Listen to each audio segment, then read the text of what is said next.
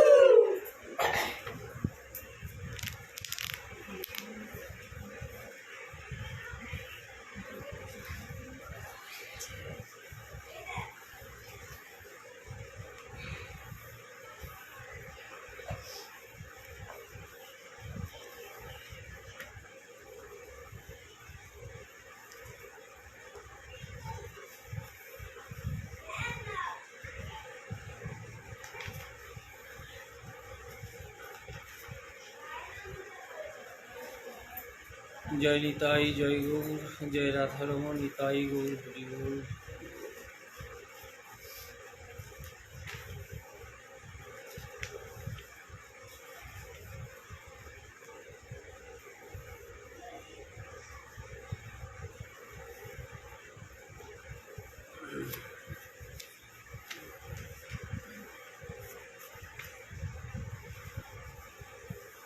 সমবেত গৌর ভক্তমণ্ডলীর চরণে আমার অনন্ত কোটি দণ্ডবত। ব্যাসাসনে বসে ভাগবত কথামৃত কীর্তন করবার মতন কোনো শক্তি আমার নেই, কোনো সাধ্য নেই, এমন কোনো সাধন নেই যে আমি এই ব্যাসাসনে বসে ভাগবত কথামৃত আপনাদের কীর্তন করে শ্রবণ করাতে পারব। ভাগবত কথামৃত কীর্তন করতে অনেক ভুল ত্রুটি হবে, সকলে নিজের সন্তান জ্ঞানে ক্ষমা করে দেবেন এই প্রার্থনা সকলের চরণে রইল। বর্তমান এটা কার্তিক মাস, নিয়ম সেবার মাস, দামোদর ব্রত দীপদান বর্তমান এটা চলছে। কার্তিক মাস,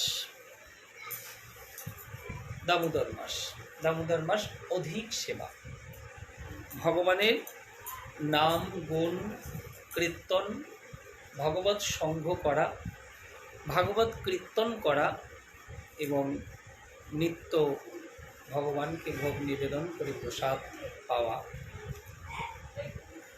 সমগ্র দিনটাই ভগবত সেবায় নিজেকে নিয়োজিত রাখতে হয় এই নিয়ম সেবা ব্রতে। তৎসঙ্গে তীর্থ ভ্রমণ, বৃন্দাবন, নবদ্বীপ, নীলাচল, একচক্রা, যার যেমন যেটুকু সমর্থ হয়, যেটুকু সাধ্যের মধ্যে আসে, প্রত্যেকটি ভক্তকে তীর্থ ভ্রমণ করাটা প্রয়োজন এই মাসে।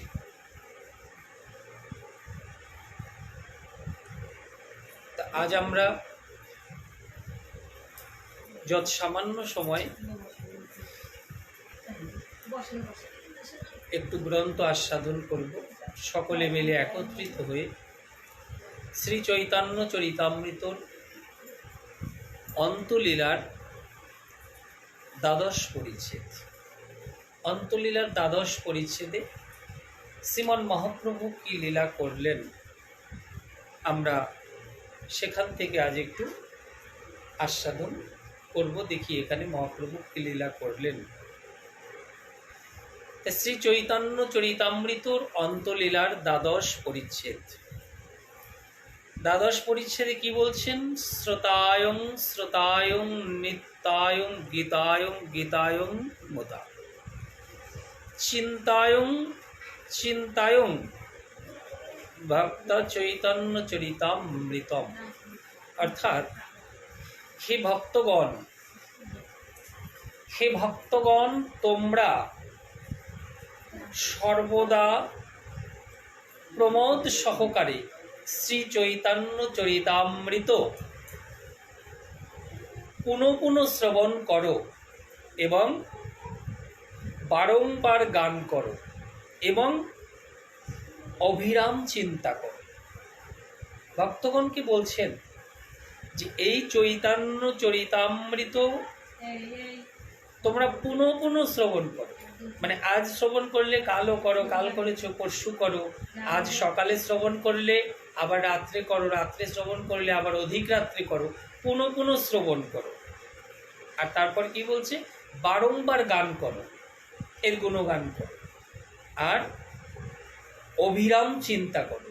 অবিরাম চিন্তা করো মানে তোমার শ্রবণ হয়েছে, কীর্তন হয়েছে, এখন তুমি অবিরাম নিজের মধ্যে তুমি সদা সর্বদা চিন্তা করো যে এই চৈতন্য চরিতামৃতের মধ্যে কৃষ্ণদাস কবিরাজ গোস্বামী যে কলম দিয়ে যে মহাপ্রভুর লীলা লিপিবদ্ধ করেছে সেখানে কি বলতে চাইল, তুমি এটা চিন্তা করো, অবিরাম চিন্তা করো। যদি না করো, যদি তুমি গান না করো, যদি তুমি পুনর্ শ্রবণ না করো, তাহলে এতে তোমার ভক্তি আসবে না। আজ আমরা এখানে যে কয়জন আছি, আজ এই বাড়িতে ভাগবত আলোচনা হচ্ছে, এবারই ভক্তরা আগামীকাল আশ্রমে ভোগরাগ নিবেদন করেছে ভক্ত সেবার জন্য। আজ এখানে আমরা চৈতন্য চরিতামৃত কীর্তন করব, শ্রবণ করব। পঠন পাঠন সব কিছু করব। এবার এখান থেকে উঠে গিয়ে যদি আমি এটার বা আমরা যদি এটার মূল্যায়ন না করি যে এখানে কি বলতে চাইল বা ওই বিষয় কি হতে পারে, এটা কি, এটা যদি আমি মূল্যায়ন না করি তাহলে আমার শ্রবণ মাত্রই বৃথা। এটা আমাকে এখান থেকে উঠে গিয়ে মূল্যায়ন করতে হবে, চিন্তা করতে হবে, এর বিষয়ে আমাকে ভাবতে হবে।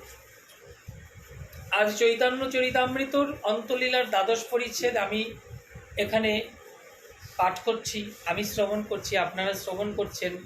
এইবার এইটা আবার এই দ্বাদশ, এরপর হচ্ছে ত্রয়োদশ, তাহলে আমাকে দ্বাদশ শুনবার পর আমাকে ত্রয়োদশ শুনতে হবে যে ত্রয়োদশে আবার কি বলতে চাচ্ছে। তাই বলছেন যে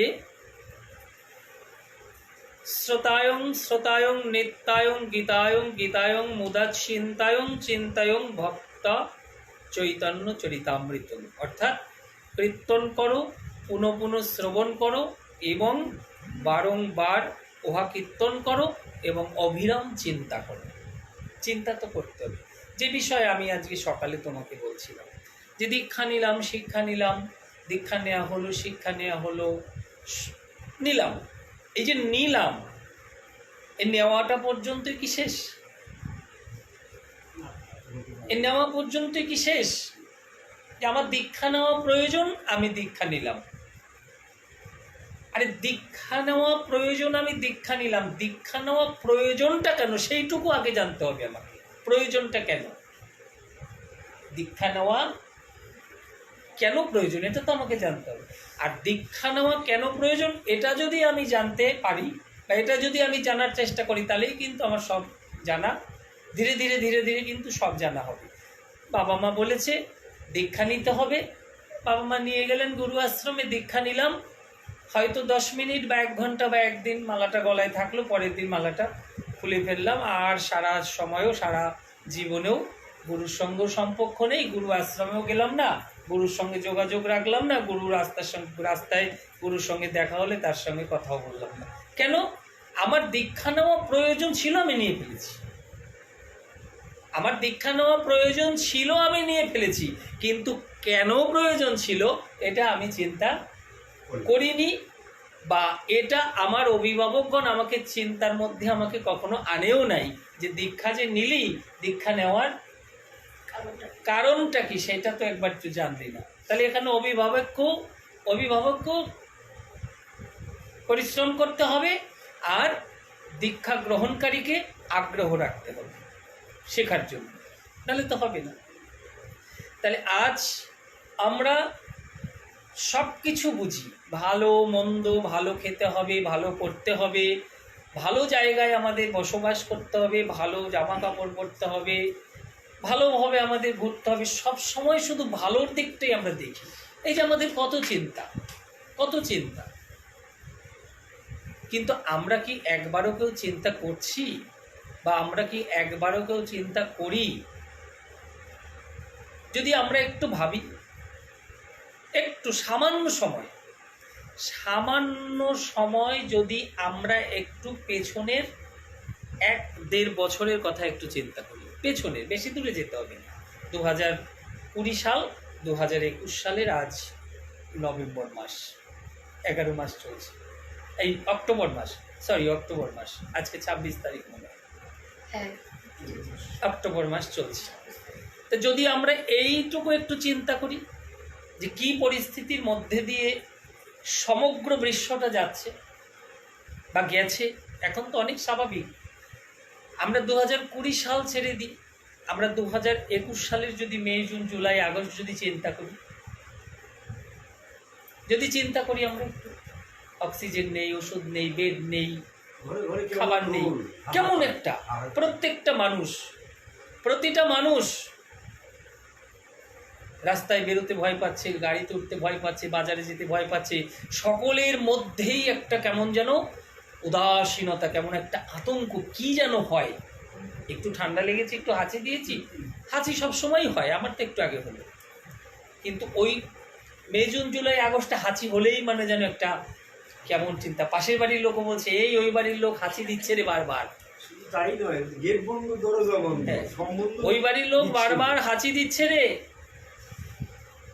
ওই বাড়ির থেকে একটু দূরে দিয়ে যাস, দেখো যে কিরম পরিস্থিতি, কিরম পরিস্থিতি। ঈশ্বর পারে না এমন কি আছে, ভগবান পারে না এমন কি আছে? তাহলে এখন বলতে পারো যে তাহলে কি আপনি যে বলছেন ভগবান পারে না এমন কি আছে, ঈশ্বর পারে না এমন কি আছে, তাহলে কি এই রোগটাকে ঈশ্বর দিয়েছে? ঈশ্বর দিয়েছে না। ঈশ্বর কেন দেবে রোগ? ঈশ্বর কেন রোগ দেবে? ঈশ্বর কি বলেছে তুই 3 কেজি চালের ভাত খা? বলেছে ঈশ্বর? তা আমি যদি 3 কেজি চালের ভাত খাই তাহলে তো আমার উদ্গার দেবে না? তার মানে কি আমি, ঈশ্বর আমায় বলেনি 3 কেজি চালের ভাত খা, আমি 3 কেজি চালের ভাত খেলাম, খেয়ে আমার রোগটাকে আমি ডেকে নিয়ে আসলাম, তার মানে ঈশ্বর আমাকে দেয়নি। ঈশ্বর বলেছে তুই 50-60টা রসগোল্লা খেয়ে নে? বলেনি। আমি 50-60টা রসগোল্লা খেয়ে নিলাম, নাও এবার আমার কত কিছু শুরু হয়ে গেল, শরীরে উদ্বেগ, তার মানে আমার রোগটা আমি ডেকে আনলাম। তদ্রূপ এই যে রোগটা, এটাও ঈশ্বর দেয়নি। কেন? আমাদের পিতা মাতা, আমাদের জন্মদাতা পিতা মাতা যেমন আমাদের এই পৃথিবীর আলো দেখিয়েছেন, সেই জন্মদাতা পিতা মাতা যেমন সদা সর্বদা আমাদের মঙ্গল চান, আমাদের মঙ্গল চান, কিভাবে আমরা মঙ্গলে থাকব, তদ্রূপ তিনি হচ্ছেন বিশ্বপিতা। তিনি এই ধরাধামে আমাদেরকে পাঠিয়েছেন, তিনিও সর্বদা আমাদের মঙ্গলই চাইছেন। তিনি কখনোই আমাদের রোগ দেবেন না। এটা আমাদের নিজেদের জন্যই আমরা নিজেরা কষ্ট পাচ্ছি, নিজেদের জন্য নিজেরা কষ্ট পাচ্ছি, নিজেদের কর্মফল নিজেরা ভোগ করছি। এরই মধ্যে যে সাবধানতা নিয়ে বাঁচছে সে ঠিক থাকছে, আবার এর মধ্যেই যে অস্বাভাবিক জীবনযাপন করছে তারই ধরছে এই রোগটা। সব কিছু আমার উপরে, আমাকে রাস্তা দিয়ে হাঁটতে হবে, আমাকে রাস্তা দিয়ে চলতে হবে। এবার আমি যদি রাস্তার দিকে ঠিক করে দেখে চলি তাহলে আমি হোঁচট খাবো না, আর যদি আমি ঠিকভাবে চলি, আনখেলে চলি, তাহলে তো আমি হোঁচট খাবো, আমার তো রক্ত বেরোবে, হাত পা ভাঙবে, তাই না? তাই সেই রকম যে আজ এত সুন্দর পৃথিবীতে আমরা জন্মগ্রহণ করেছি ঈশ্বরের কৃপায়, পিতামাতার অশেষ সাধনায়, মাতৃগর্ভে আমরা প্রবেশ করে এই ধরার বুকে আমরা জন্মগ্রহণ করেছি। জন্মগ্রহণ করে যে আমাদের যে মূল যে কাজ, আমাদের যে মূল কাজ, আমাদের মূল যে কর্ম, সেগুলো আমরা সবই ভুলে গেছি, সবই আমরা ভুলে গেছি। কেউ আমাদেরকে স্মরণ করিয়ে দিলেও আমরা সেটা স্মরণের মধ্যে আনবার একবার চেষ্টা মাত্র করি না। আমরা একবার ভাবি না যে এটাই কি, এই কি শেষ, এই রকম জীবনযাপনটাই কি শেষ? না, আরও কিছু আমার করা দরকার ছিল, আরও কিছু আমার চিন্তা করা দরকার ছিল, ভাবা ছিল, আমি আরেকটু ভালো থাকতে পারতাম। ভালো তো আছি আমরা, আমরা কি খারাপ আছি? আমরা খারাপ নেই, আমরা সবাই প্রত্যেকেই আমরা ভালো আছি, ঈশ্বর আমাদেরকে ভালো রেখেছেন। কিন্তু আমরা যদি একটু ভাবতাম আমরা আরেকটু ভালো থাকতে পারতাম, আরেকটু ভালো থাকতে পারতাম। ভালোর তো শেষ নেই, ভালোর শেষ নেই, কিন্তু আমরা আরেকটু ভালো থাকতে পারতাম। কিন্তু আমরা সেই ভালো থাকাটার কি করলে যে আমরা ভালো থাকবো সেই চিন্তাটা আমরা করি। যাই হোক,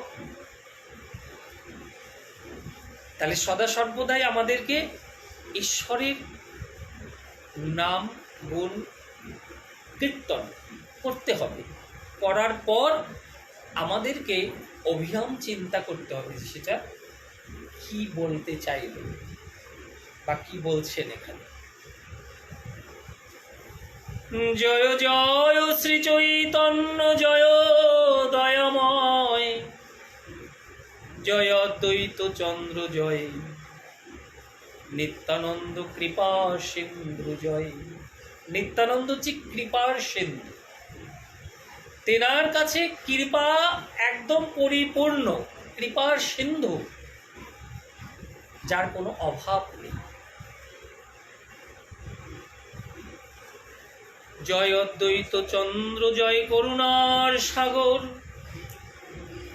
জয় গৌর ভক্তগণ কৃপা পূর্ণায়ন্ত।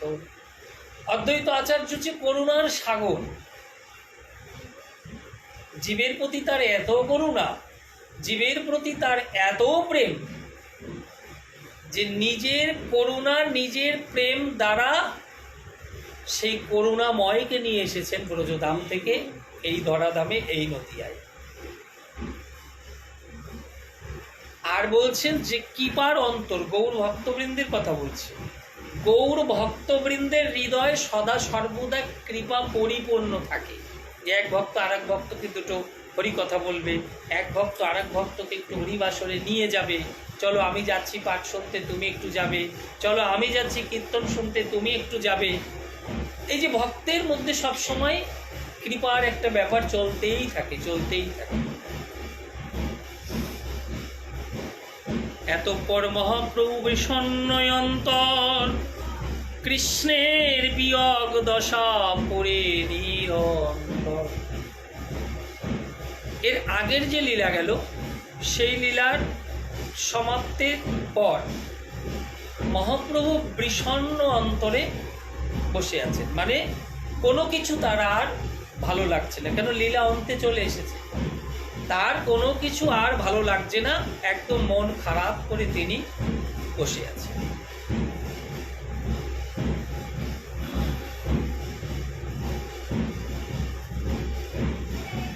হাহা কৃষ্ণ প্রাণনাথ,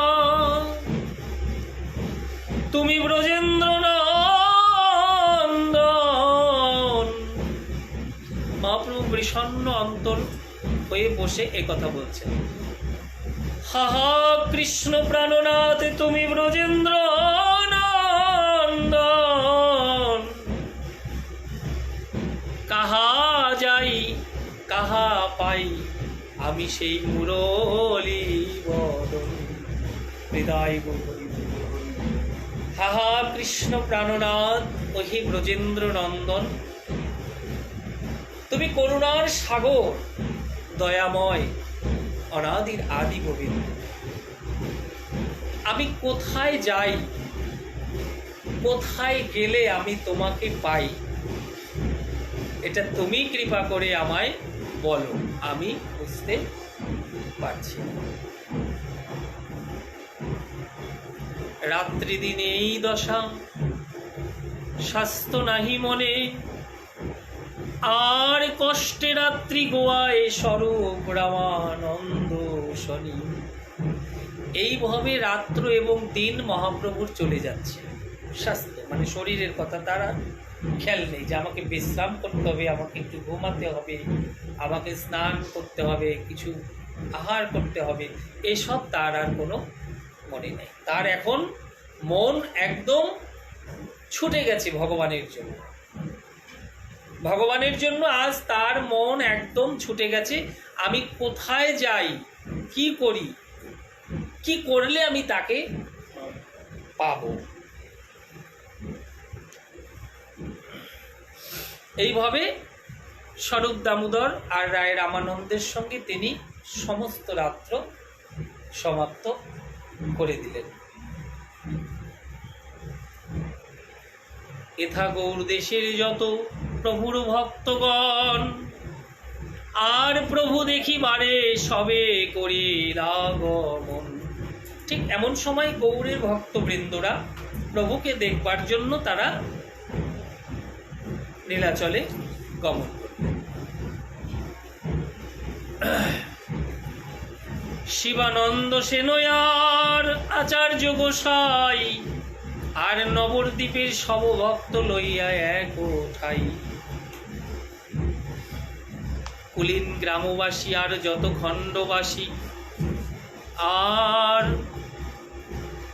একত্র মিলিলা সব নবদ্বীপে আসি। তথাপিও দেখিতে চলে নিত্যানন্দ প্রভুরে, যদ্যপি প্রভুর আজ্ঞা নাই, আর তথাপিও দেখিতে চলে আমার চৈতন্য গোসাই।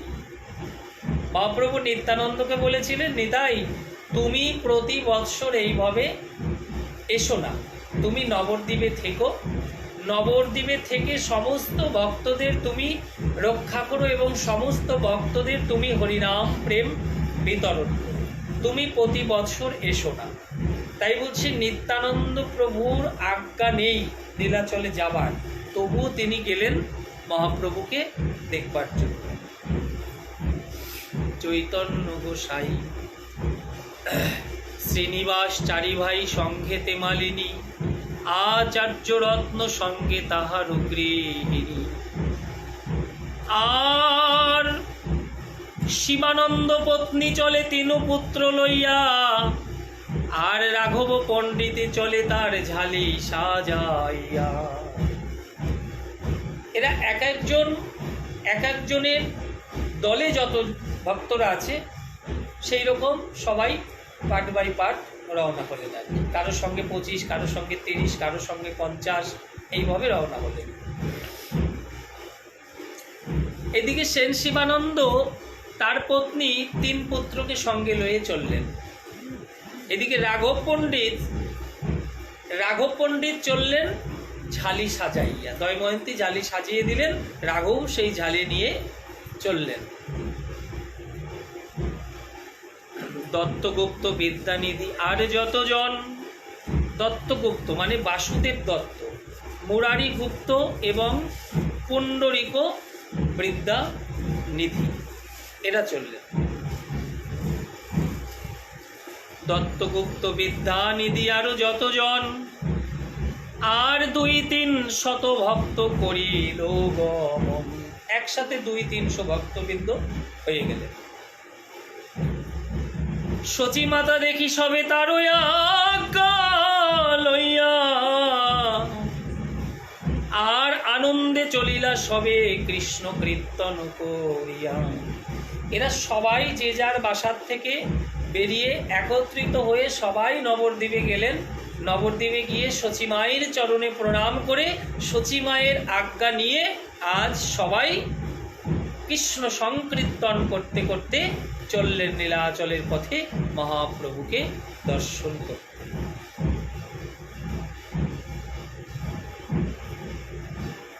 শিবানন্দ সেন করে ঘাটি সমাধান, আর সবাকে পালন করে সুখে লইয়া যান। ঘাটি সমাধান মানে পদ কর দেওয়া ইত্যাদি ব্যাপার। সেন শিবানন্দ হচ্ছে প্রধান, মানে সকলকে পদ কর দিয়ে এবং পথের দিশা দেখিয়ে সবাইকে নিয়ে যাচ্ছেন। সম্পূর্ণ দায়িত্বটা সেন শিবানন্দের রয়েছে। সব কার্য করে দেন বাসস্থান। শিবানন্দ জানে উড়িয়া পথের সন্ধান, একদিন সব লোক ঘাটিতে রাখিলা, সবা ছাড়ি শিবানন্দ একলের রহিলা। একদিন সমস্ত ভক্তবৃন্দকে একত্রিত করে এক জায়গাতে রেখে গেলেন, তোমরা এখানে বিশ্রাম করো। আর শিবানন্দ আর একটি জায়গায় গিয়ে বিশ্রাম করতে লাগলেন। সবে গিয়া রহিলা গ্রাম, ভিতর বৃক্ষতলে শিবানন্দ বিনে বাসস্থান নাহি বিলে। এখন সবাই গ্রামের ভেতরে গিয়ে বৃক্ষ মূলে বসে আছেন। সেন শিবানন্দ না আসা পর্যন্ত কেউ বাসা পাবেন না, কেন সম্পূর্ণ দায়িত্বটা তার। দেখবে একটা জিনিস কেমন, যখন অনেক খিদা পায় না, ওই যে বলে না রাঁধতে সয় বাড়তে সয় না, যখন অনেক খিদা পায় মানে এমন একটা পরিস্থিতি হয়, রান্না করা হলো ধৈর্য নিয়ে, কিন্তু বেড়ে যে খাবারটা খেতে হবে তখন সেই ধৈর্যটা থাকে না। এত সময় হেঁটে গেলেন, এত সময় এত পথ অতিক্রম করে গেলেন, আর একটু সময় এখন যে যার ঘরে চলে যায়। আমরা যখন প্রত্যেকবার বৃন্দাবন যাই, আমরা যখন প্রত্যেকবার বৃন্দাবন যাই, আমাদের 100, 150, 80, 90 এরকম ভক্ত থাকে। 80, 90 নিচে তো থাকেই না কখনো। 2 দিন দেখো ট্রেনের মধ্যে কোনো ব্যাপার নেই, কোনো ব্যাপার নেই, ট্রেনের মধ্যে 2 দিন কেটেই যায়। এই যে মথুরায় নামার পর বাসে করে যখন যমুনার পাড়ে গিয়ে বৃন্দাবনে নামা হয় কেশিঘাটের কাছে, সেখান থেকে এখন কত সময় আগে কে কখন ঘরে যাবে, কে কখন ঘরে যাবে, কি করবে, সবাইকে এতবার বোঝানো হয়, এত কিছু বলা হয়, তাও ধৈর্য কেউ একটু রাখতে পারে না। ওই যে ক্লান্ত শরীর, রাত উজাগার শরীর, এদিকে স্নান নেই, এদিকে পেটে খিদা, ওইদিকে চোখে ঘুম, যেহেতু ট্রেনে 2 দিন জাগা, এখন একটু ঘর পেলে আর খাওয়া ঠাওয়া কি দূরের কথা, যদি একটু গাটা ফেলে দেওয়া যায়, এটাই শান্তি, এটাই শান্তি, এটাই আমরা ভাবি বা আমরা চিন্তা করি। তাই এটাও হচ্ছে সেই একই রকম। এত দূর হেঁটে গেলেন, এত পথ অতিক্রম করে গেলেন, আর একটু সময়, এখন ঘরগুলো সবাইকে বুঝে বুঝে দেবেন, কিন্তু কারো ধৈর্য সইছে না। শিবানন্দ কোথায় গেল? এখানে একটা লীলা ঘটবে, জগৎজীব জানবে, তার জন্য হয়তো প্রভু কৃপা করে কিছুক্ষণের জন্য শিবানন্দকে একটু সরিয়ে দিলেন, নাহলে সব হয়ে গেছে, শুধু ঘরটা দিয়ে দিলেই হয়। তাহলে এইটুকুর জন্য আবার বিলম্ব কেন হচ্ছে? নিত্যানন্দ প্রভু ভোগে ব্যাকুল হইয়া, আর শিবানন্দে গালি পারে বাসা না পাইয়া। ভোগে মানে ক্ষুধার্ত হয়ে, নিত্যানন্দ প্রভু তার এত ক্ষুধা পেয়েছে, তিনি আহার না পেয়ে, বাসা না পেয়ে, এখন কোথায় গেল শিবানন্দ? নিত্যানন্দ প্রভু এখন শিবানন্দকে গালি দিতে শুরু করলেন। গালি বলতে আমাদের মতন আবার এত বাংলা গালাগালি না আর কি, হ্যাঁ, আমাদের মতন এত বাংলা গালাগালি না। এখানে গালির কথা বলা হয়েছে, তাহলে হয়তো ভাবতে পারবে তাহলে গালাগালি হয়তো গ্রন্থে ছিল, তার জন্য এখন সবাই গালাগালি দেয়, না, এসব না। কি গালাগালি? শিবানন্দে গালি পারে বাসা না পাইয়া। কি গালাগালি দিলেন? 3 পুত্র মরুক শিবা এখনো না এলো, আর ভোগে মরি গেনু মোরে বাসা না দেখাইল। গালি হচ্ছে কি? শিবানন্দের 3টে ছেলে, 3 পুত্র। সেই শিবানন্দ, নিত্যানন্দ প্রভু ক্ষুধার্ত এবং অতি জাগরণ, তার আর ভালো লাগছে না। এবে আকিঞ্চন বেশে ফিরে প্রভু দেশে, তিনি তো আবার নিষ্কিঞ্চন না, তিনি আকিঞ্চন, মানে তিনি আকিঞ্চন মানে তিনি নিতাই, তো পরম দয়াল নিতাই চাঁদ, তিনি আকিঞ্চন, সদা সর্বদাই তিনি একটু সুন্দর পোশাক পরেন এবং সেজে গুজে থাকতে তিনি একটু ভালোবাসেন। নিতাই রাধারও সমন কৃষ্ণে করে মান, সতত থাকায় ওর সঙ্গে। শ্রীমতী রাধারানী যেমন সদা সর্বদা একটু সেজে থাকতেন, সব সময় তিনি একটু সেজে থাকতেন, মানে একদম কোনো মতেই একটা মাকড়সার জাল পর্যন্ত তোনার গায়ে তিনি পড়তে দিতেন না। এই বুঝি সিঙ্গারটা নষ্ট হবে, আর সিঙ্গারটা নষ্ট হলে আমার প্রভু যে অসন্তুষ্ট হবে। তিনি ভগবানকে সুখ দেবার জন্য সব সময় সেজে থাকতেন। ভগবান একটু পরিষ্কার পরিচ্ছন্নতা পছন্দ করেন, ভালোবাসেন, তাই শ্রীমতী রাধারানী তিনি সেজে গুজে সব সময় থাকতেন। তাই নিতাই রাধারও সমান কৃষ্ণে করে মান। রাধা যেমন কৃষ্ণের প্রতি মান করতেন, তেমন নিতাই রাধারও সমান কৃষ্ণে করে মান, তেমন গৌরীর উপরেও সেই রাধারানী যেমন কৃষ্ণের উপরে মান করতেন, নিতাইয়ের তেমনও ওই গৌরীর উপরে ওরকম মান মাঝে মাঝে হয়ে যায়। নিতাই রাধারও সমান কৃষ্ণে করে মান, সতত থাকায় ও সঙ্গে নিশি দিশি নাই ফিরয়ে সদায় কৃষ্ণ কথার সুরঙ্গে। নিতাই বসি বাম পাশে মৃদু মৃদু হাসে, প্রাণনাথ বলি ডাকে, রাধারও যেমন মনেরও বাসনা তেমতি করিয়া থাকে। নিতাই সোনারও কেকতি রসেরও মূরতি সাধিছে মনেরও সাদা, দাস বৃন্দাবন করে নিবেদন, দেখিছে নিতাইও রাধা। দেখছে আমার নিত্যানন্দই রাধা, নিতাই গৌর। তাহলে আজ নিত্যানন্দ প্রভু তিনি একটু সবসময় ওই সেজে গুজে একটু আকিঞ্চন মানে সুন্দর পোশাক পরতেন, এইভাবে থাকতেন, গৌরকে আনন্দ দেবার। তা আজ সেই নিত্যানন্দ ঘুম হয়নি, হেঁটে যাচ্ছেন, ক্ষুধা পেয়েছে, যে সদা সর্বদা একটু মানে শৌখিন, সেই শৌখিন ব্যক্তির সামান্য একটু সময় যদি একটু কষ্ট হয়, সেই কষ্টটা কিন্তু নিতে পারে না, তাই না? এইবার সে কি বলছে যে মরুক শিবানন্দের 3 পুত্র, এই হচ্ছে গালি, মানে অভিশাপ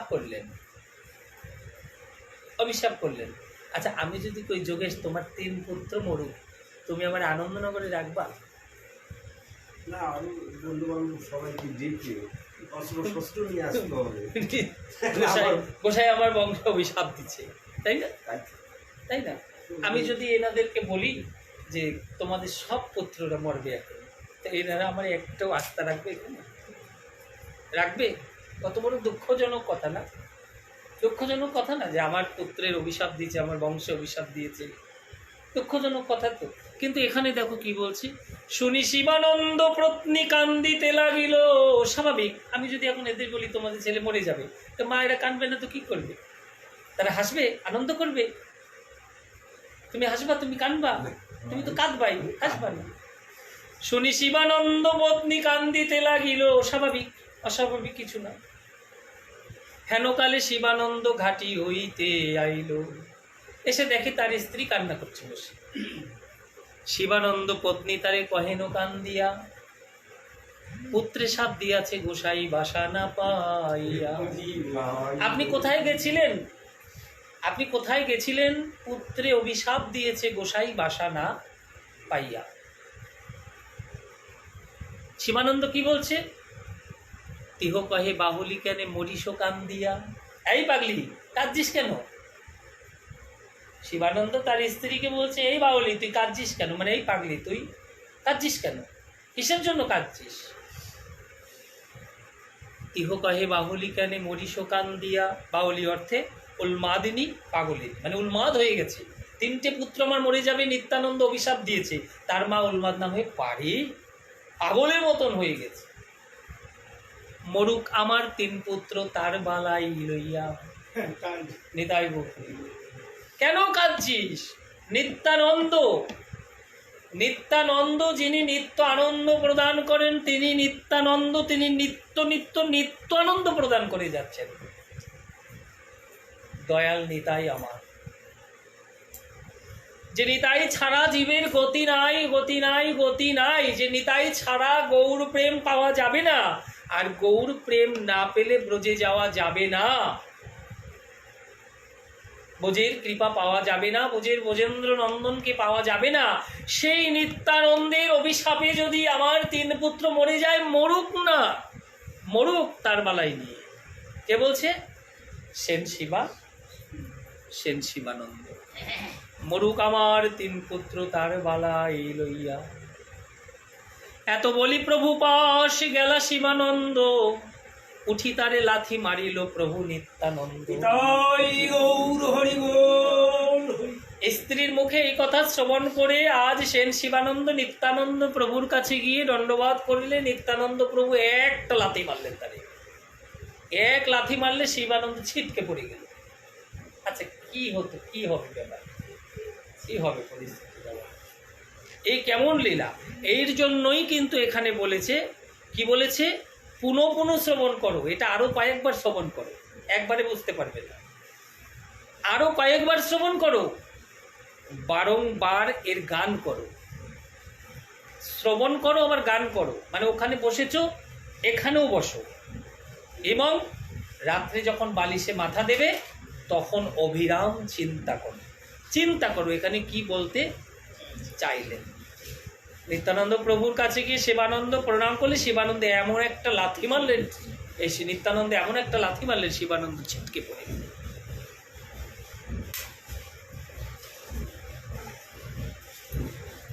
উঠি তারে লাথি মারিল প্রভু নিত্যানন্দ। আনন্দিত হইলা শিবা পদপ্রহার পাইয়া, শীঘ্র বাসা ঘর করল গৌর ঘরে গিয়া। সেন শিবানন্দ নিত্যানন্দ প্রভুর সেই লাথি নিত্যানন্দ প্রভু যখন তাকে মারলেন, সেন শিবানন্দ আনন্দ পেল আর কি, কি যে এতদিনে আমার কৃপা হলো। নিতাই গৌর হরি বল। এতদিনে আমার কৃপা হলো যে প্রভুর পদ আমার এই শরীরে লাগলো। এই আনন্দে শিবানন্দ আত্মহারা হয়ে গেলেন। চরণে ধরিয়া প্রভুকে বাসায় লইয়া গেল, বাসা দিয়া ইষ্ট হইয়া কহিতে লাগিল। প্রভুকে বাসা দিলেন। আজি মোরে ব্যক্ত করি অঙ্গীকার করিলাম। আজকে তুমি কৃপা করে, আজ তুমি কৃপা করে আমাকে অঙ্গীকার করেছো। কি? আমার পুত্রকে অভিশাপ দিয়েছো, এটাও তোমার কৃপা। তুমি আজ আমারে লাথি মেরেছো, এটাও আমার কৃপা। এতদিনে শিবার প্রতি তোমার কৃপা হলো নিতাই গৌর। এতদিনে কৃপা হলো।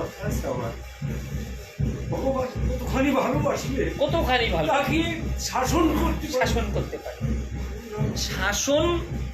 শাসন তো সেই করতে পারে, কে?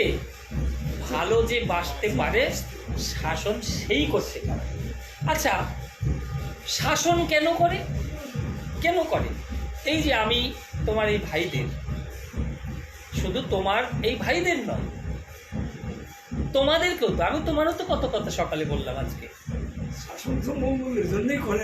কেন, কিসের জন্য করে শাসন? মা সন্তানকে কেন বলে সন্ধ্যা হয়েছে অন্ধকারে এখন যাস না? কিসের জন্য? কোনো একটা পোকামাকড় আমার সন্তানকে যেন না কাটে, তার জন্যই তো। এই যে চিন্তাটা, এটা হচ্ছে ভালোবাসা। আর ওই যে না করাটা, এটা হচ্ছে শাসন। তাই ভালোবাসতে হবে, শাসনও করতে হবে। তাহলে এই যে আমি এদেরকে কত বকি, এই যে দেখো 1 মাস আগে এদের কত বকলাম, কত কিছু করলাম, এদের এক একজনকে বলে দিলাম তোরা আশ্রমে আসবি না। এটা কি আমার হৃদয়ের কথা? এটা কি আমার হৃদয়ের কথা? বললাম যে তোরা আশ্রমে আসবি না আমি যতদিন না বলবো। আমি বললে আসবি, এটা তো আমার হৃদয়ের কথা না। আমি কে? আমি গোসাই না, আমি বাবাজি না, আমি সন্ন্যাসী না, আমি মহারাজ না, আমি বৈষ্ণব না। মহতেরাও স্বীকার করেনি, তা আমি কে? আমি সাধু মুখে, গুরু মুখে, বৈষ্ণব মুখে যেটুকু শ্রবণ করেছি বাবা, সেই শ্রবণটুকু করে আমি তোমাদেরকে একটু বলার চেষ্টাটা মাত্র রাখি। চেষ্টা করি বলার মতো যে এই পথে না, এই পথে চলো, এই পথে চলো। কেন? এই পথে চলবো বলে আমরা এই পথটাকে বেছে নিয়েছি।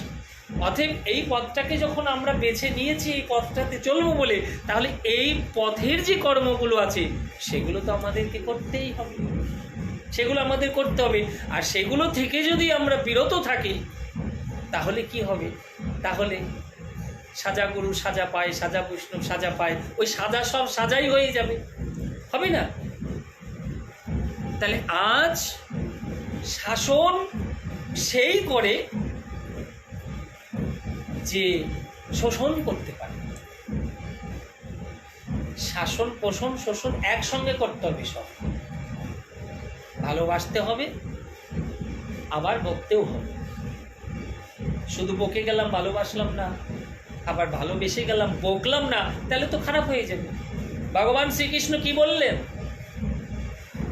ভগবান শ্রীকৃষ্ণ দ্রোণাচার্যকে কি বললেন? ভগবান শ্রীকৃষ্ণ দ্রোণাচার্যকে বললেন, দ্রোণাচার্য জানেন তো অস্ত্রগুরু যিনি ছিলেন, পাণ্ডবদের, কৌরবদের যিনি অস্ত্রগুরু ছিলেন। মহাভারত দেখেছেন না? টিভিতে করেছেন, দেখেছেন। দ্রোণাচার্য তিনি তো পরশুরামের শিষ্য, সর্বশ্রেষ্ঠ অস্ত্রগুরু তিনি, এবং সর্বশ্রেষ্ঠ অস্ত্র শিক্ষা দিয়েছেন অর্জুনকে, তিনি দিয়েছেন না? কিন্তু ভগবান শ্রীকৃষ্ণ অর্জুনকে বলছেন, এই ভগবান শ্রীকৃষ্ণ দ্রোণাচার্যকে বলছেন, দ্রোণাচার্যকে কি বলছেন? মৃত্যুবরণ করতে হবে আপনাকে। কেন, কিসের জন্য আমাকে মৃত্যুবরণ করতে হবে? আপনার পাপ কর্মের জন্য আপনাকে মৃত্যুবরণ করতে হবে। কি পাপ আমি করেছি? অনেক পাপ আপনি করেছেন। কি পাপ? কেন আমাকে মৃত্যুবরণ করতে হবে? দ্রোণাচার্য বলছে, আমি অর্জুনকে শ্রেষ্ঠ যোদ্ধা তৈরি করেছি। ভগবান বলছে, এটাই আপনার অহংকার, এইটাই আপনার অহংকার। এই যে আপনি শ্রেষ্ঠ যোদ্ধা তৈরি করেছেন, এই যে আপনার গর্ব, এটা আপনার অহংকার। এর জন্য আপনাকে মৃত্যুবরণ করতে হবে। ভগবান শ্রীকৃষ্ণ বলছেন দ্রোণাচার্যকে, দ্রোণাচার্য, এ সমগ্র বিশ্বে, সমগ্র সংসারে, এই সমগ্র ভারতে, ভারত বলতে ভারতবর্ষ না কিন্তু, এই সমগ্র ভারতে এমন কোনো কর্ম আগে কখনো ঘটেছে কিনা আমার জানা নাই। ভগবান বলছে আমার জানা নাই। যিনি ভগবান,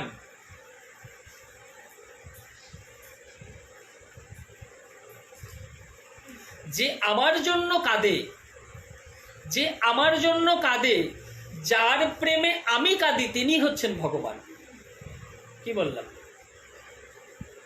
যে আমার জন্য কাঁদে, আর যার প্রেমে আমি কাঁদি, যার প্রেমে এই জগৎ কাঁদে, যার নাম শুনলেই সকলের গায়ে পশম দাঁড়িয়ে যায়, যাকে দর্শন করবার জন্য সবাই তীর্থস্থানে ছুটে যায়, সেই হচ্ছে ভগবান। আর ঈশ্বর, ঈশ্বর হচ্ছেন যিনি এই জগৎকে সৃষ্টি করেছেন, যিনি এই জগৎকে রক্ষা করে রেখেছেন, যিনি সৃষ্টিকর্তা, তিনি হচ্ছেন ঈশ্বর। তাহলে ভগবান কত সুন্দর, ভগবান কত সুন্দর, তার লীলা কত সুন্দর, তার প্রেম কত সুন্দর, তার ভালোবাসা কত সুন্দর, যে তাকে দেখলেই ভক্তের চোখে জল আসে। আমার চোখে না, তার দিকে তাকালেই ভক্তের চোখে জল আসে, তার লীলা শ্রবণ করলেই ভক্তের চোখে জল আসে। তাহলে তিনি হচ্ছেন ভগবান। তাই সমগ্র বিশ্ব সংসারে এমন কোনো কর্ম, এমন কোনো ঘটনা ঘটেছে কিনা আমার জানা নেই। কি ঘটনা? যে নারীর অপমান। দ্রোণাচার্যকে বলছে ভগবান নারীর অপমান। নারীর কি অপমান? বলছে এত মান্যগণ্য ব্যক্তিরা সেখানে বসে থেকে, রাজা মন্ত্রী হইতে শুরু করে অস্ত্রগুরু কুলগুরু সমগ্র মহতের সম্মুখে নারীর অপমান করা হয়েছে। কি? দ্রৌপদীর বস্ত্রহরণ করা হয়েছে। ভগবান বলছে এই বিশ্ব সংসারে আগে কখনো ঘটেছে কিনা আমার জানা নেই। আপনি তো পরশুরাম পুত্র, আপনি পরশুরামের শ্রেষ্ঠ এবং যোগ্য শিষ্য। আপনি অর্জুনকে শ্রেষ্ঠ যোদ্ধা বানিয়েছেন। আপনার প্রয়োজন ছিল না অস্ত্র ধারণ করার, আপনার প্রয়োজন ছিল না কোনো বাণ নিক্ষেপ। এই হচ্ছে আপনার অপরাধ। আর এইবার দ্রোণাচার্য একটু নরম বলছে, আমি আমার পুত্রকে তো সব দিয়েছি, আমি কোনো দিকে তো কৃপণতা করিনি। তো ভগবান বলছেন, হ্যাঁ, আপনি অশ্বত্থামাকে সব দিয়েছেন, কোনো দিকে আপনি কৃপণতা করেননি। বিনিময় আপনি কি চেয়েছেন তার কাছ থেকে? একটা বিনিময় থাকে না? থাকে না বিনিময়? আপনি বিনিময়টা কি চেয়েছেন? আপনি তাকে অর্থ দিয়েছেন, ঐশ্বর্য দিয়েছেন, শিক্ষা দিয়েছেন, সব দিয়েছেন, কিন্তু ভালো জ্ঞান কি আপনি তাকে দান করতে পেরেছেন? ভালো জ্ঞান আপনি দান করতে তাকে পারেননি। আপনি তাকে দিয়েছেন, বিনিময় আপনি চেয়েছেন সে আপনার গুণগান করবে, এটা চেয়েছেন, কিন্তু আপনার একটা সুপুত্র, জ্ঞানবান পুত্র তৈরি হোক, এটা আপনি কখনো চাননি। আপনি কখনো শাসন তাকে করেননি, শুধু ভালোই বেসে গেছেন। তেমন আমাদেরও প্রত্যেকটি পিতামাতার উচিত, যে সন্তান চাইলো মা 500 টাকা দাও, মার কাছে তো বেশি চায়, বাবার কাছে একটু ভয় করে, মা 500 টাকা দাও, আমাদের প্রত্যেকটি মায়ের উচিত একবার অন্তত ছেলেকে জিজ্ঞেস করা, বাবা 500 টাকা দিয়ে কি করবি? একবার অন্তত জিজ্ঞেস করো। কি বাবা, তাই না? একবার যদি একটু জিজ্ঞেস করো, তাইলে কিন্তু একটু ভয় থাকবে তার। আমি কিন্তু ঘরে ফিরলে তোর থেকে হিসাব নেব 500 টাকার কি করেছিস, কি আনলি, তাহলে কিন্তু পরের দিন কিন্তু বলবে না, পরের দিন বলবে মা 200 টাকা দাও। ওই 200 টাকা দেওয়ার দিনও কিন্তু বলতে হবে, কি করলি 200 টাকা, কি করবি, কি দরকার, এই যে কি করবি, কি দরকার, দেও পয়সা। এই জগতে পিতা মাতা যা কিছু পরিশ্রম করে, যা কিছু করে, সব সন্তানের জন্যই করে। দাও, কিন্তু পেছনে কিন্তু একটা সুতো বেঁধে রেখো। কি করবি পয়সা দিয়ে, আমি কিন্তু হিসাব নেব, এই কথাটুকু অন্তত বলে রেখো। তাহলে দেখবি ওর চাওয়াটা আস্তে আস্তে কমে যাবে। আর চাওয়াটা যখন আস্তে আস্তে কমে যাবে, তখনই দেখবে লেখাপড়ার দিকে মন বসবে, ভালো কাজের দিকে মন বসবে, আর সবই বলবে। আমি যদি দিতেই থাকি, মা আমি একটু ঘুরে আসছি, কোথায় যাচ্ছি, সেই কথাটা জিজ্ঞেস করতে হবে। হবে কি না? করো, তোমরা সবাই জিজ্ঞেস করো ছেলেদের, করো। বাহ, তাহলে তো তোমরা সুমাতা এবং সন্তান সুখ সন্তান। কোথায় যাচ্ছিস? মা অমুক জায়গায় যাচ্ছি। কখন আসবি? মা 10টার সময় আসবো। 10টা বাজার আগে 3বার ফোন করো তাকে। ফোনের যুগ এখন। 10টা বাজার আগে 3বার ফোন করবে। কিরে কত দূর? এই তো মা আসছি। 10টা বাজতে গেল কিন্তু। দেখো ও 10টা বাজার আগেই ঘরে চলে আসবে। প্রত্যেকটা পিতামাতাকে এরকমভাবে সন্তানকে লালন পালন করতে হবে। বর্তমান যুগ ভালো না, বর্তমান যুগ একদমই খারাপ। একের জন্য 10 খারাপ, 10-এর জন্য 1 খারাপ।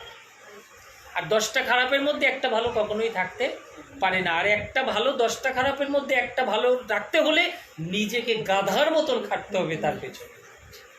আবার খাটতে গিয়ে এমন খেটো না যে যেন সে তোমার উপরে বিরক্ত হয়ে যায়। আর প্রেম দিতে হবে, শুধু শাসন করলে হবে না, প্রেম দিতে হবে। বাবারে সোনারে লক্ষ্মী করে প্রেম দিতে হবে। প্রেমেই তোমার কাছে সে আসবে, প্রেমেই তোমার কাছে বলে থাকবে। তাহলে শাসন পোষণ দুটোই করতে হবে। আজ নিত্যানন্দ প্রভু সেন শিবানন্দকে লাথি মেরেছে। সেন শিবানন্দ নিতাইয়ের চরণে পড়ে বলছে, নিতাই, নিতাই, এতদিনে তোমার কৃপা হলো, এতদিনে তুমি আমাকে নিজের মনে করেছো, এতদিনে তুমি আমাকে নিজের মনে করেছো, নিজের মনে করে তুমি আজ আমায় এত কৃপা করলে যে আমি আর আমার বলার ভাষা কিছু নাই।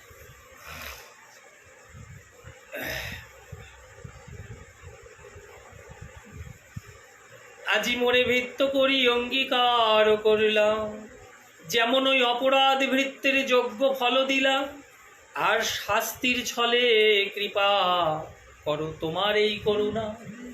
শাস্তির ছলে তুমি কৃপা করো, এটাই তোমার করুণা নিতাই। ত্রিজগতে তোমার চরিত্র বুঝে কোন জনা, ব্রহ্মার দুর্লভ তোমার শ্রীচরণ রেণু। হেন চরণ স্পর্শ পাইল মোর এই অধন্তন। যে ব্রহ্মার দুর্লভ, ব্রহ্মা সাধনা করেও তোমার এই চরণ রেণু পায় না।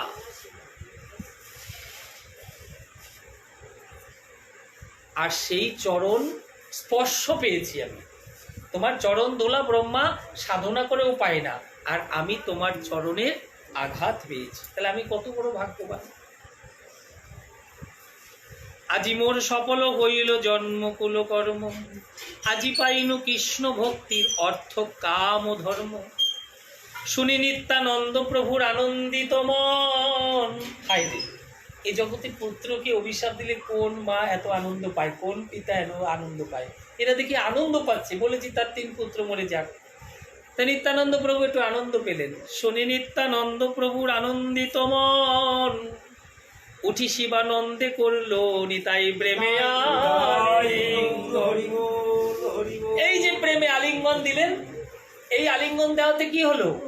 এই আলিঙ্গন দেওয়াতে যে পিতা, যে বিশ্ব পিতা আমাদের এই বিশ্ব সংসারে পাঠিয়েছে, আজকে আবার ওই যে উনি বুকে আমাদেরকে জড়িয়ে নিলেন। আমরাও তাহলে এইরকম কিভাবে পাবো?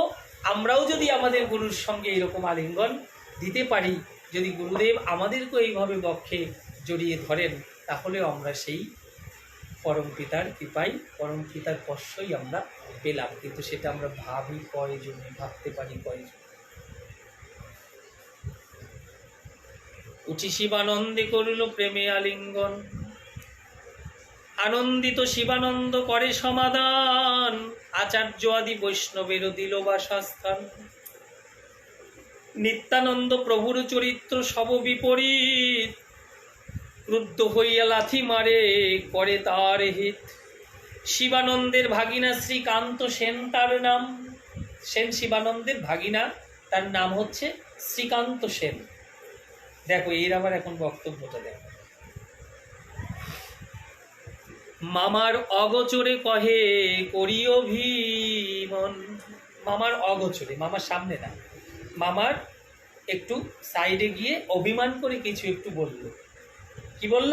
ওই যে নিত্যানন্দ প্রভু লাথি মারছে শিবানন্দকে। মামার অগোচরে কহে করিও ভীমন, চৈতন্যের পারিষদ মোর মাতুলেরও খ্যাতি। আমার মাতুলের খ্যাতি হচ্ছে চৈতন্যের পারিষদ, মাতুল বংশ সব চৈতন্যের পারিষদ। কে বলছে? শ্রীকান্ত সেন। ঠাকুরালি করেন গোসাই তারে মারে লাথি। মানে এখানে আবার নিত্যানন্দ প্রভুকে একটু বিষান্ন বদনে বিষান্ন নয়নে দেখলেন আর কি শ্রীকান্ত সেন। কি আমার মাতুলের বংশ সব চৈতন্যের পারিষদ, তারা ঠাকুরালি করে, আর তাকে দেখো লাথি মারল। এটা উনি অভিমান করে একটু, তাহলে ভক্তি নাই তো, ভক্তিটা একটু কম আছে, নাহলে এই কথা বেরোয় মুখ থেকে। এরও কৃপা হবে। ঠাকুরালি করে গোসাই তারে মারে লাথি। এত বলি শ্রীকান্ত বালক আগে চলি যান, সঙ্গ ছাড়ি আগে গেলাম মহাপ্রভুর স্থান। শ্রীকান্ত কি করলেন? শ্রীকান্ত সেন এই সঙ্গ ছাড়িয়ে একটু আগে চলে গেলেন। মানে সবার আগেও মহাপ্রভুর কাছে যাবে। কেন বলো তো? ওই নালিশটা, এই যে নালিশ, এটা একটা নালিশ হলো তো, অভিযোগ, এটা সবার আগে গিয়ে প্রভুর কানে ও ঢালবে আর কি। আমাদের মধ্যে কিছু মানুষ আছে, দেখবে এইরকম কিছু মানুষ আছে, কত আগে গিয়ে খবরটা সেই জায়গাটায় দিতে হবে। এরকম আছে, আছে না? খবরটা দিতে হবে আগে, কি হলো, কোথায় কি হলো, কি না হলো, করলো, খবরটা দিতে। এত বলি শ্রীকান্ত বালক আগে চলি যান, সঙ্গ ছাড়ি আগে গেলাম মহাপ্রভুর স্থান। পেটাঙ্গি গায়ে করে দণ্ডবত্ত নমস্কার। পেটাঙ্গি, পেটাঙ্গি মানে জামা, জামা গায়ে দিয়ে ঠাকুর সেবা করা যায় না। জামা গায়ে দিয়ে ঠাকুর সেবা করা যায় না। কম্বল গাত্রে ভগবানের সেবা করা যায় না। কম্বল হচ্ছে লোম, লোম দিয়ে তৈরি, তবে এখন লোমের কম্বল পাওয়া যায় না। যায় কি? যায় না, খুব কম, 1000টা খুঁজলে একটা পাওয়া যায়। কুটকুট করে তো গায়ে দেয় না কেউ। আর এই পেটাঙ্গি মানে আমরা বলি জামা, উড়িয়া ভাষায় বলছি পেটাঙ্গি। এটা পরে, জামা পাঞ্জাবি পরে কখনো ভগবানের সেবা করা যায় না, আরতি করা যায় না, ভোগ নিবেদন করা যায় না। পেটাঙ্গি গায়ে করে দণ্ডবত নমস্কার, গোবিন্দ কয় শ্রীকান্ত আগে পেটাঙ্গি উতার। মানে ওইভাবে পাঞ্জাবি গায়ে দিয়ে প্রণাম করছে। আর গোবিন্দ ঘোষ কি বলছে? মহাপ্রভুর সেবায়িত বলছে যে আগে জামা খোলো, তারপরে প্রণাম করো। প্রভু কয়ে শ্রীকান্ত এলো পাইয়া মন দুঃখ, কিছু না বলিও করুক যাতে উহার সুখ। অন্তর্যামী প্রভু আমার, অন্তর্যামী প্রভু আমার অন্তরে জেনেছেন। অন্তরে জেনে সে কি বলছেন? সে প্রভু জানতে পেরেছেন যে শ্রীকান্ত তার কাছে ওই অভিযোগটা দিতে এসেছেন। তাই বলছে গোবিন্দ, শ্রীকান্ত মনে ব্যথা পেয়ে এসেছে, অতএব ও যা করে করুক, ওকে করতে দাও, ওকে আর কিছু বলো না। প্রভু কয়ে শ্রীকান্ত এলো পাইয়া মন দুঃখ, কিছু না বলিও করুক যাতে উহার সুখ। বৈষ্ণবের সমাচার গোসাই পুছিল, একে একে সবা নামে শ্রীকান্ত জানালো। বলো বৈষ্ণবদের কি সমাচার, তেনারা কত দূরে আছে। এক এক করে শ্রীকান্ত সমস্ত কিছু জানালো। দুঃখ পাইয়া আসিয়াছে এই প্রভুর বাক্য শুনি, জানিলা সর্বজ্ঞ প্রভু এতই অনুমানী। শিবানন্দে লাথি মারিলা উহানা কহিলা, এথা সব বৈষ্ণবগণ আসি আমি লীলানি তাই। কেমন হইল ব্যাপারটা? আমি দৌড়ে গেলাম খবর দেওয়ার জন্য, আমি যারে খবর দিতে গেলাম সে দেখি উল্টা এই খবর আমারে দিয়ে দেয়। কতখানি লজ্জিত বলো তো। আর কি বলতে চাইছি বলো, কি বলতে যে অন্তর্যামী প্রভু সেটা অনুভব করলো বা বুঝতে পারলো, এই জন্য লজ্জিত হলো। আমি বলতে আসলাম শিবানন্দকে নিত্যানন্দ লাথি মারতে চাইছে, ওইদিকে মহাপ্রভু বলছে, গোবিন্দ শ্রীকান্ত মনের দুঃখ পেয়ে এসেছে, ওকে তুমি আর কিছু বলো না, যা করে করুক। তার মানে কি, সমস্ত কথা বললো সে। এখন শ্রীকান্ত দেখলো আমি যেটা বলতে এসেছি প্রভু সেটা আগের থেকেই জানে। ও নিজেই লজ্জা পেয়ে ওখান থেকে যে আমি কি করবো, ওইদিকে আমারই বলে দিল ওটা কত কিছু। ও কি করলেন, শ্রীকান্ত সমস্ত কথা বললেন, কিন্তু ওই কথাটা আর বললেন না। কেন, ওরা তো প্রভু জেনে গেছে বলবার জন্য আইছে। জয় নিতাই, জয় গুরু। জানিলা সর্বজ্ঞ প্রভু এতই অনুমানী, শিবানন্দে লাথি মারিলা উহানা কহিলা, এথা সব বৈষ্ণবগণ আসিয়া মিলিলা। পূর্ববত্ত প্রভু করল সবার মিলন, স্ত্রী সব দূর হইতে করল প্রভুর দর্শন। সেই পূর্ববত্ত মানে আগের বছরের রথের মতন সবাই এসে প্রভুর সঙ্গে আগে মিলন করলেন, প্রণাম করলেন। এবং স্ত্রীরা, এবছর সব স্ত্রীরা এসেছেন, তারা কেউ প্রভুর সামনে যায়নি, তারা অনেকটা দূর থেকে প্রভুকে প্রণাম করলেন। কেন, প্রভু স্ত্রী দর্শন স্পর্শন কিছুই করবেন না সন্ন্যাস গ্রহণ করার পর, তার এটা মূল ছিল প্রতিজ্ঞা। তাই স্ত্রীরা সব, এনাদের সব ঘরণীরা দূর থেকে প্রভুকে প্রণাম করলেন। তাই এই প্রণামেরও, এই যে প্রণামেরও একটা নিয়ম, আমরা যত্রতত্র যেখানে যাই গিয়েই আমরা কি করি, সাধুগুরু বৈষ্ণবের সবার চরণে আমরা হাত দিয়ে প্রণাম করে ফেলি। এবার কেউ যদি বলে মা পা ছুঁয়ো না, চরণটা ছুঁয়ো না, এই যে উনি চরণ ছুঁইতে দেয় না, জানতে হবে ব্যাপারটা জানতে হবে, বুঝতে হবে। আজ ধরো এই যে এই বেশটা, এই যে একজন বাবাজি আছেন, উনি একজন সন্ন্যাসী, ওনার একটা বেশ, উনি বেদের মধ্যে নেই, উনি বেদকে ছেড়ে উনি সন্ন্যাস ধর্ম গ্রহণ করেছেন। আজ দেখা গেল তুমি বা তোমরা বা আমরা সবাই আর কি, আমরা দেখা গেল আমিষ ভক্ষণ করেছি মধ্যাহ্নে, আমার কাপড়টা ছাড়া নেই, আমি হয়তো টয়লেট গেছি বা কোথাও গেছি, আমার সেইভাবে হাত পা ধোয়া নেই, কিছু নেই, আমি চট করে গিয়ে বাবাজির চরণ ধরে প্রণাম করতে পারি না, উনি একজন সন্ন্যাসী। আমি চট করে সেই হাতে গিয়ে গুরুদেবকে প্রণাম করতে পারি না। হ্যাঁ, গুরু আশ্রমে যাব, গুরুদেবকে প্রণাম করব, কল আছে, হাত ধোবো, পা ধোবো, মুখে জলের ছিটা দেবো, আচমন করব, তারপরে গিয়ে গুরুর চরণে প্রণাম করব। গুরুর চরণে প্রণাম করার সঙ্গে সঙ্গে হাতটা আমাকে আবার ধুতে হবে। যদি বৈষ্ণবদের প্রণাম করার ইচ্ছা থাকে তাহলে হাতটা ধুতে হবে, হাতটা ধুয়ে আমাকে আবার বৈষ্ণবদের প্রণাম করতে হবে। কেন করতে হবে? আমি যে হাতে গুরুকে প্রণাম করলাম সেই হাতে যদি আমার বৈষ্ণবকে প্রণাম করি, তাহলে গুরুর চরণটা আমি তাদের চরণে দিয়ে দিলাম, তাদের চরণের মধ্যে এক। আবার হচ্ছে আমি বৈষ্ণবকে প্রণাম করলাম, করার পরে আমি গুরুদেবকে প্রণাম করতে গেলাম, তাহলে কি হবে, সকলের পায়ের ধুলোগুলো নিয়ে আমি গুরুর চরণে দিলাম। হ্যাঁ, ভক্ত পদ জল আর ভক্ত পদ ধুলি, ভক্ত ভুক্ত শেষ, এই তিন সাধনের বলি। ভক্ত চরণধুলি অবশ্যই গুরুদেব পেতে পারে, অবশ্যই গুরুদেব পেতে পারে। ভক্ত চরণ স্পর্শ করে গুরুদেবকে প্রণাম তুমি অবশ্যই করতে পারো। হাতটা ধোয়ার জন্য কেন তোমাকে বলছে? তুমি যে সেবা কার্য করবে, এখন তুমি ধরো এখানে এনাদের ধরে প্রণাম করলে, আমি তোমায় দিয়ে বলছি, এনাদের চরণ ধরে প্রণাম করলে, আমি তোমারে বললাম মাগো দুটো ধূপকাঠি ধরিয়ে দাও, তুমি তো ওই হাতেই ধূপকাঠিটা ধরাবা, ধূপকাঠিটা তো ভগবানের সেবার জন্য। আবার গ্রন্থ এখন সমাপ্ত করব, তুমি দেখা গেল এটা হাত দিয়েই প্রণাম করলে, তা তুমি তো হাত দাওনি, ওনার পায়ে হাত দিয়েছো, এটা তো গ্রন্থ তো ভগবান, তাহলে হাতটা এর জন্যই ধুতে হবে। আমরা যত কাজ করি না কেন, ভগবানের যত সেবা কার্য করি না কেন, আমরা যেখানে যাই না কেন, সাধুসঙ্গ করি না কেন, যাই করি না কেন, হস্ত ধৌতটা আমাদেরকে করতেই হবে। আমি এই দেয়ালটায় হাত দিলাম, এই দেয়ালটায় তো কত লোক হাত দিয়েছে, ছেড়ে দাও শাস্ত্রের কথা, এটা ছেড়ে দাও, মনে করো এটা ছেড়ে দাও। আমি ট্রেনে করে যাচ্ছি, আমি ট্রেনের একারটা ধরলাম, ওটা তো আমি একা ধরিনি, কত মানুষ ধরেছে। মানুষকে মানুষ ঘৃণা করে? মানুষকে মানুষ ঘৃণা করে না, মানুষকে মানুষ ঘৃণা করে না। ঘৃণা কাকে করে? ঘৃণা কাকে করে? ঘৃণা করে জীবাণুটা, কীটটা, অপবিত্র জিনিসটা, যেটা ঘৃণার জিনিস।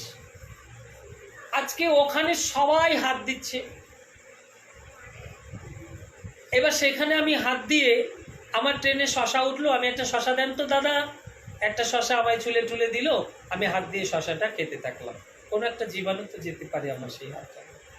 আমি একটা বাদাম খেলাম, আমি একটা কিছু খেলাম, সেক্ষেত্রে আমাকে হাত ধুতে হবে, হাতটা ধুতেই হবে। হাত এমন একটা জিনিস, হাত দুটো এমন একটা জিনিস, নাক কান গলা, নাক নাক কান গলা মুখ মানে কণ্ঠ, এই যে কণ্ঠ, এই কণ্ঠের থেকে মস্তক পর্যন্ত এইটুকু জিনিস, এইটুকু জিনিস, এটা হচ্ছে ইএনটি মানে নাক কান গলা। এটা একটা ডাক্তার আলাদা হয় আর সব ডাক্তার আবার এগুলো দেখে না। নাক কান গলা দেখার ডাক্তার একটা আছে, তাকে ইএনটি ডাক্তার বলা হয়। তাহলে এইটুকু এমনই একটা জিনিস, এই জিনিসটুকু খুব সূক্ষ্ম জিনিস, খুবই সূক্ষ্ম। এইটুককে সবসময় তোমার পরিষ্কার রাখতে হবে। কেন? এই চোখটার মধ্যে যদি কিছু একটা ঢোকে, এই চোখটার মধ্যে আমি বাজে কিছু একটা ধরে যদি হাত দেই, তাহলে আমার চোখে অসুবিধা হলে আমি কিছু দেখতে পাবো না। আর মুখ দিয়ে গলা দিয়ে আমি আহার গ্রহণ করি, সব কিছুই করি, যেটা দিয়ে আমি চলছি, তাহলে সেই জায়গাটাও মানে খুবই সূক্ষ্ম জায়গা। সেখানেও যদি বাজে কিছু যায়, সেই জায়গাটাও টনসিল হতে পারে, ইনফেকশন হতে পারে, কত কিছু হতে পারে। তাই সব সময় পথে ঘাটে চলে মুখে হাত দেওয়া, নাকে হাত দেওয়া, কানে হাত দেওয়া, চোখে হাত দেওয়া যায় না। এর জন্য একটা রুমাল ব্যবহার করতে হয়। পথে তোমার একটা চোখে কিছু লাগতেই পারে, পকেট থেকে রুমালটা বের করে তুমি একটু মোছো, তাতে তোমার হাতটা লাগলো না, হাতটা দিয়ে বিভিন্ন কাজ করছো, তাতে তোমার এইটুকু রক্ষা পেল। গলার উপর থেকে মস্তক পর্যন্ত যদি কোনো গোটাগাটি হয়, হতেই পারে, ঘুম না হলে, পেট পরিষ্কার না থাকলে, এটা সেটা উল্টোপাল্টা খাবার হলে গোটা হতেই পারে। এখান থেকে এইটুকের মধ্যে যদি কোনো গোটা হয়, সেখানে নখ দিয়ে ফোঁটা নিষেধ আছে, হাত লাগানো নিষেধ আছে। তোমার হাতে কোনো গোটা হোক হাত লাগাও, পায়ে হোক হাত লাগাও, পেটে হোক হাত লাগাও, কিন্তু দেখবে ইএনটি ডাক্তাররা বলে গলার উপর থেকে মাথা পর্যন্ত কোনো গোটা পোড়া পাড়ি কিছু হলে সেখানে হাত লাগাবে না। কেন? তোমার ওই হাত, ওই নখে ওটা ইনফেকশনে একটা বড় ধরনের কিছু আকার নেবে। এটা নিজের শরীরটাকে রক্ষা করতে আমার হাতটা ধুতে হবে। আমি ছেড়ে দিলাম ভগবানের সেবা, গ্রন্থপাঠ, এটা ছেড়ে দিলাম। তাহলে নিজের শরীরটাকে রক্ষা করতেও যেমন আমাকে পরিষ্কার পরিচ্ছন্ন থাকতে হবে, ঠিক তেমন ভগবানের সেবা পূজাতেও, ভগবানকে কোনো বস্তু নিবেদন করতেও আমাদের এই রকম পরিষ্কার পরিচ্ছন্নতা সবসময় বজায় রাখতে হবে। বর্তমান করোনা চলছে, করোনা ভাইরাস, ডাক্তাররা কি বলছে? ডাক্তাররা বলছে যে শুধু মুখে একটু মাস্কটা পরুন যখন লোকের মধ্যে যাবেন, ঘরে না, বাইরে না। আপনি বাজারে যাচ্ছেন, ট্রেনে যাচ্ছেন, বাসে যাচ্ছেন, মুখে একটু মাস্কটা পরুন। করোনা তখনই আপনার আমার হবে যখন আপনার আমার মুখের সামনে কেউ একটা করোনা রোগী এসে কাশি দেবে। কাশি দিলে তখন তার ওই যে ভাইরাসটা, একটা শব্দ, একটা শ্বাসটা তার আসলো, বা একটু থুতু ছিটে আসলো, তখনই করোনা ভাইরাসটা আপনাকে ধরবে। ভাইরাসগুলোর এইরকমই নিয়ম। তাহলে তার জন্য আমাকে মাস্কটা পরতে হবে। আমি কোনো একটা করোনা রোগী স্পর্শ করলাম, কোনো একটা করোনা রোগী দেখা গেল ট্রেনে যাচ্ছে, বাসে যাচ্ছে, রাস্তায় যাচ্ছে, যেতেই পারে। এইবার সেই করোনা রোগী দেখা গেল, ঠান্ডাটাই তো করোনার মেন, সে হয়তো তার দেখা গেল নাকটা ঝেড়ে ট্রেনের ওইটা ধরেছেন, আমি আবার সেইটা ধরলাম, এইভাবে জীবাণুটা ছড়াচ্ছে। এর জন্য বলছে যে স্যানিটাইজার দাও সবসময় হাতে, স্যানিটাইজার দাও, হাত ধোও, হাত ধুয়ে আহার গ্রহণ করো। এখন এগুলোর যদি আমরা বিরক্ত মনে করি যে কেন স্যানিটাইজার দেবো, বারবার পকেটে নিয়ে ঘোরা যায় কিনা, এই সেই অমুক কিনা। একটা মোবাইল কত ওজন? ছোট মোবাইল তো কেউ ব্যবহার করে না এখন, সবাই বড় মোবাইল, অনেকটা ওজন। তাহলে একটা এত বড় ওজনের একটা মোবাইল নিয়ে যদি ঘোরা যায়, তো এইটুকু একটা স্যানিটাইজারের বোতল পকেটে রাখা যায়, কোনো সমস্যা নাই। 50,000 টাকা পকেটে নিয়ে মার্কেট করতে গেলাম, তার একটা ওজন আছে, কিন্তু তার একটা মানে এই পার্থিব জগতের একটা ওজন আছে, এবং নিজের শরীরের একটা গরম আছে কি, আমার পকেটে 50,000 টাকা, এই একটা ওজন কিন্তু বিশাল ওজন। যখন মার্কেট করা হয়ে গেল তখন কিন্তু আমার পকেটটা যে খালা হয়ে গেল, ওই ওজনটা কিন্তু কমে গেল, যে আমার 50,000 টাকা ছিল। কি বাবা, তাই তো? তাহলে আমি এই টাকাটা নিয়ে মার্কেট করতে গেলাম পুজোর, আমি এখন পুজোয় মার্কেট করলাম, মহানন্দে মার্কেট করলাম, কিন্তু টাকার পাশে আমাকে একটা স্যানিটাইজার আর পাশে একটা মাস্ক নিয়ে আমাকে যেতে হবে। কেন? 50,000 টাকার বাজার আমি ছেলেপেলের জন্য করে নিয়ে আসলাম মহানন্দে, তারা আনন্দ করবে, সঙ্গে নিরানন্দ একটু কিন্তু বাদাইয়া নিয়ে আসলাম। যদি স্যানিটাইজার আর মাস্কটা না নিয়ে যাই, তাহলে এগুলো নিশ্চয়ই বিশেষজ্ঞরা, ডাক্তাররা, যারা মানে প্রশাসনিক লোকরা, মন্ত্রীরা যারা বলছেন, তারা নিশ্চয়ই আমাদের অমঙ্গলের জন্য এগুলো বলছেন না, যে আপনারা একটু সাবধানতা অবলম্বন করুন। আমি ভ্যাকসিন নিতে গেলাম, 7-8টা নার্স, একজন ডাক্তার, একজনের মুখে একটা মাস্ক নাই, তারা ভ্যাকসিন দিচ্ছে, মাস্ক নাই, গলার মধ্যে ঝুলছে, সেই ফুলের মালার মতন গলার মধ্যে ঝুলছে। তো ওটা কি গলায় ঝোলার জিনিস? যার হয়েছে সে বুঝতে পারছে, যার হয়নি সে এটাকে কিছু মনেই করছে না। তাহলে আজ আমার, তোমার, সকলের, আমাদের প্রত্যেকের উচিত যে একটু সাধু মুখে, মহাজন মুখে, মহাজনরা যা লিপিবদ্ধ করেছেন, সাধু মুখে, বৈষ্ণবের মুখে, গুরু মুখে, এবং সম্মানীয় কোনো ব্যক্তির সম্মুখে অন্তত 5 মিনিট দাঁড়িয়ে একটু হরি কথা, একটু দুটো ভালো কথা শ্রবণ করা আমাদের উচিত, আমাদের দরকার।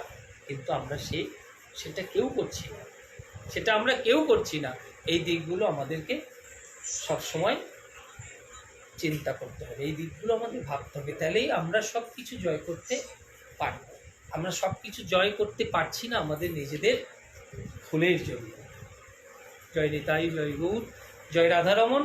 তাহলে গৌর দেশের ভক্তবৃন্দরা মহাপ্রভুর কাছে গিয়ে পৌঁছালেন। মহাপ্রভুর কাছে শ্রীকান্ত সেন সমস্ত বৈষ্ণবদের কুশল বার্তা বললেন। এখন সমস্ত বৈষ্ণবরা এসে মহাপ্রভুর সঙ্গে মিলন করবেন, দেখা করবেন। মহাপ্রভু গোবিন্দ ঘোষকে আদেশ করবেন জগন্নাথের প্রসাদ এনে সকলকে প্রসাদ দেবার জন্য। তাহলে আমরা আজকের মতন গ্রন্থ এখানে বিশ্রাম দিলাম। আগামীকাল এই যে গৃহে আজ পাঠ হচ্ছে, এই গৃহের উদ্দেশ্যেই আশ্রমে ভোগরাগ হবে, ভক্তরা প্রসাদ পাবে। তাহলে আগামীকাল আমরা পরবর্তী অংশটুকু মহাপ্রভুর সাথে ভক্তরা কিভাবে মিলন করলেন এবং মহাপ্রভু কিভাবে সকলকে প্রসাদ বিতরণ করলেন গোবিন্দ দ্বারা, আমরা আগামীকাল শ্রবণ কীর্তন করে আমরাও সবাই প্রসাদ পাবো, এই আশায় রইলাম। প্রভু সকলকে কৃপা করুক, সকলকে ভালো রাখুক, সুস্থ রাখুক। আজকের মতন গ্রন্থ এখানে বিশ্রাম দেওয়া হলো। সকলে ভালো থাকবেন, সুস্থ থাকবেন। জয় নিতাই, জয় গৌর। ভাগবত কথামৃত কীর্তন করতে, গৌরলীলা কীর্তন করতে ব্যাসাসনে বসে অনেকে ভুল ত্রুটি হলো। সকলের কাছে আমি ক্ষমার প্রার্থী, সকলে নিজ সন্তান মনে করে ক্ষমা করে দেবেন। জয় নিতাই, জয় নিতাই, জয় নিতাই। নিতাই গৌর সীতানাথ প্রেমানন্দে হরি হরি গৌর। শ্রী গুরু প্রেমানন্দে প্রেমলতা নিতাই গৌর হরি হরি। জয় জয় জয় জয় শ্রী রাধে শ্যাম, শ্রী রাধে।